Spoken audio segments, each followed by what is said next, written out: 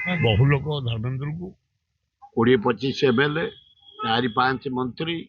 हाराहारी 4-5 हजार लोक बहु चेयरमैन सरपंच समिति मेंबर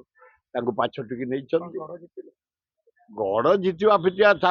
स्थिति से बजाई रखिए जदि बीजेपी की दल को 10 वर्ष काल किए ठिया कर अर्थ दे बुली संगठन कर मोहन बाबू आसिले मुख्यमंत्री दायित्व नहीं दी जन जाक जो एकाठी राज्यर विकास लगे बहुत बढ़िया हम साथ बजेट पंडा लगी जाते सामल लगी जाते आहरी राज्यर बहुत विकास होता बहु अर्थ आसता चारिआड मु जानी मुझे ये नरेंद्र मोदी शाह कहे नेता से माने सी जहाँ को पठेबे जहाँ को रखिए